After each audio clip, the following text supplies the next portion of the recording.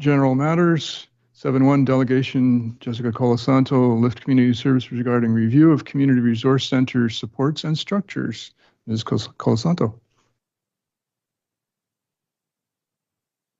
Hello, thank you for having me.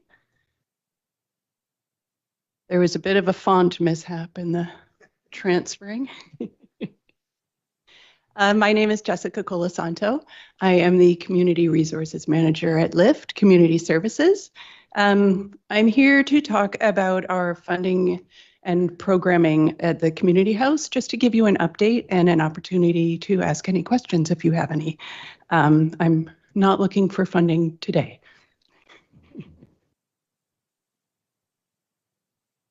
You may have heard, LIFT was recently notified that a significant amount of our funding for our community resource programs is not being extended.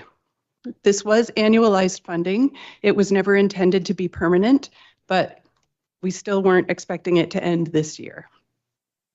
Our drop-in programs have endured multiple funding disruptions over the years, and we're once again in the position of having to significantly restructure our programming in order to keep the doors open. We have had several sites around town: Family Place, Literacy, our Community Resource Center, Immigrant Supports, and now these are all being housed under one roof. With the exception of Immigrant Services, these community drop-in supports have never had sustainable funding. We've had to rely on the generosity of community partners, such as the Town Center Mall and the library, for donating programming space. And we've had to shift hours of staffing, hours of opening, in order to continue providing services as consistently as we can, while navigating funding stagnancy and uncertainty. So we began shifting to the community house model last year. We are located at 4871 Joyce Ave, Unit 101. It's behind Quality Foods in Crossroads Village. We actually started leasing the space in 2024 and had it renovated to make sure it was program appropriate, and then started moving our community resource programs in last spring. So we have some demographics on the screen. Things that people come in for, just to give you an idea: support phoning to change a direct deposit situation, having a second set of eyes on a safer application, sending a fax. There are very few places to do that in town anymore. Getting on a housing wait list, applying for the disability tax credit, stopping in for a healthy snack between errands. We get leaky diaper emergencies. And I just can't overstate the need for a place to sit and relax with a hot cup of coffee or tea. All of the services that we offer are free of charge. You will notice we are seeing new faces. We're seeing about 5 new families a month. Right now we have about 20 folks in our prenatal program. By folks, I should specify babies and their families. And the Community Resource Center is seeing an average of 30 new faces a month.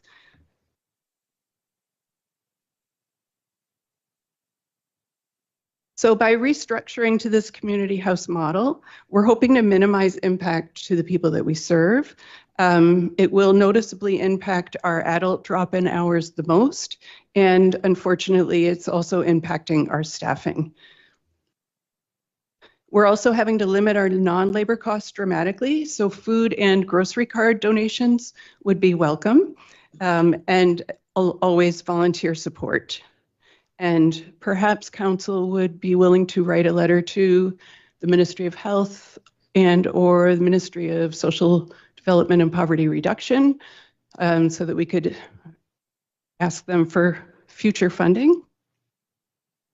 I wanted to say that I do read a lot of comments on Facebook, and just want to express appreciation for the hundreds of people who have come to the community house in the last year to drop off butter or blankets, shampoo, any little thing to say, I hope this helps, and to thank us for being there. These gestures seem very small, They're very quick and quiet, but they do help build a really strong sense of community, and they are deeply appreciated. And we see the writing on the wall. We know there's less money coming into the community for services. Our organization feels it. I think it's everywhere is feeling it. But we have been through this before. It seems to be cyclical, and we are committed to keeping the doors open.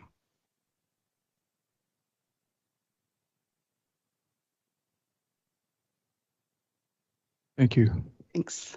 You're open to some questions? Yes. Councillor Elliott. Thank you, Chair.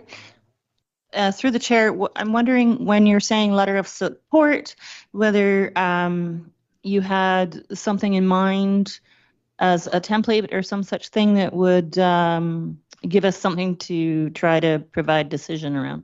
I can absolutely submit one for you if you're amenable to that. That would be great. Thank you. Councillor Isaacson. Thank you, Chair. Through the chair to delegation, you mentioned new faces and new families dropping in. Are these faces, they could be a combination of, but new to community, new to needing the services, or new to being aware of the services? Where are the new faces coming from? I would say new to needing the services. They've known we've existed. Some will come in. I don't have a graphic for you, but we have some folks who will come in every day. And then we have some folks who come in once a year, and some who are once a month. So we're getting a lot of people in who say, I haven't been here since you were at the last space. So we know they've been around for a while. And additional question, correct me if I'm wrong, I feel like one of the current services offered through CRC is your tax program. Could you speak a little bit about that and who that might benefit, who might need those services? Yes, it's a free tax program put on by volunteers through the CRA, and it's for simple taxes with very modest income. So I believe the threshold is $40,000 for a single person. Mayor? Through the chair, could you give us an idea of how much funding you've lost and therefore would require to go back to where you were? It's difficult to say in that it's always a rolling funding. Like, we don't get all of our funding at the beginning of the fiscal year. Sometimes it comes in much later. I'm constantly applying. I've got applications out there now that I'm like may be successful, but to plan for a fiscal year, it's difficult. Minimum of $100,000 was the biggest, the one we weren't expecting was 100,000. Thank you. Before I go over to Councillor Elliott, you didn't include numbers particularly here. How, as far as the clientele, like in the broad sense of all these supports that you're providing for the community, and in view of how the CRC goes back over 20 years now, if I'm not wrong, I do definitely remember struggles over the years and how much service just the CRC, let alone all the other services that LIFT is providing, that I think are so often kind of forgotten these days. Can you speak to trends in numbers and the breadth of service that is, like, is there an increase, I guess is specifically what I'm asking, in current times and over the recent past? Absolutely. I think it was 2007. It was on one of the slides. So just about 20 years. Yeah. There were a lot more daily visitors in like the 2015 to 2017 era on Mondays, because there was a morning brunch program that was super popular. COVID hit, obviously we had to close the drop-in down, but we were still supporting folks in creative ways. And since we reopened the doors, it has been a steady uptick. We moved in April of last year, and the space is smaller. it's a little bit out of the way, not really. And so the first few months, it was maybe around, I don't know, I'm horrible with numbers, but we did see a drop, and now we're back up to, we're definitely we serve about 35 to 40 hot meals a day. Those are all gone by 2. People still come in for other reasons. Not everybody eats something. So yes, the numbers are climbing back up. Can you to also pre-COVID days. Right. How about demographics? Has there been a change over the years in demographics or, population? We've always supported a lot of seniors, and now there are moments of the day where it's all seniors. I don't know that that's ever happened before. Okay, thank you. And then, yeah, it's also difficult to say because we were co-located with different programs before, right? Now we're co-located with Family Place, Immigrant Services. So we are seeing new faces in that way as well, so that they'll sometimes come over to the adult side. It's a really nice blend of services, for sure, being co-located. Are they symbiotic to each other too? Definitely. Wow, that's awesome. Councillor Elliott. Well, thank you. Just Councillor Isaacson gave me this thought that you must be looking for volunteers all the time, and maybe even for tax season. How does, are there criteria for being a volunteer and what kinds of volunteers do you need the most? We always need tutors. We have a list of volunteer spots on our website, liftcommunityservices.org.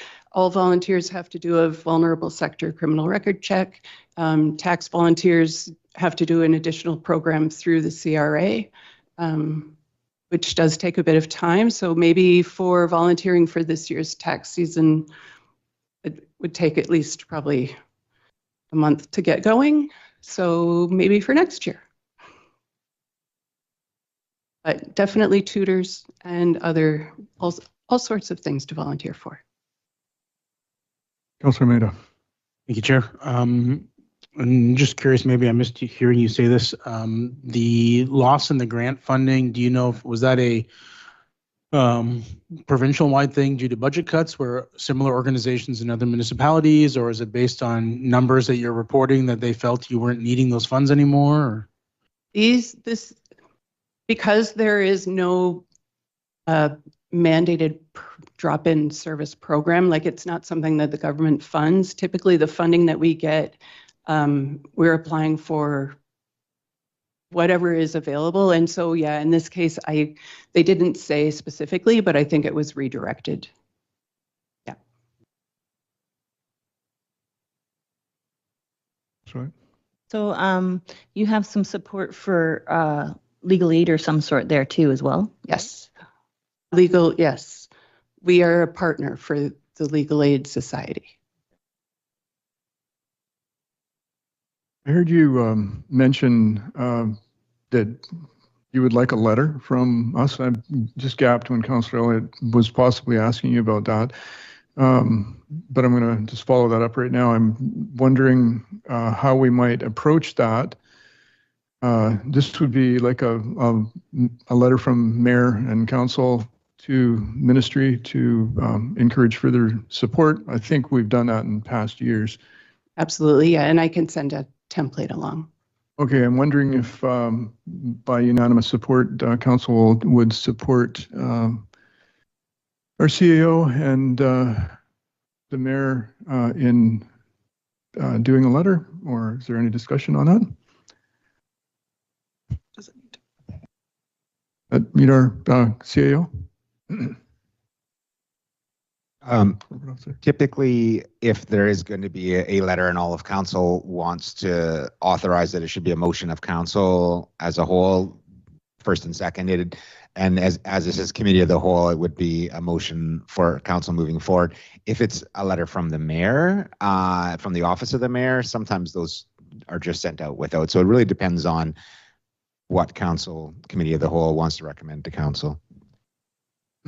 Okay, we could do that. Send this to council. Councillor Dowd.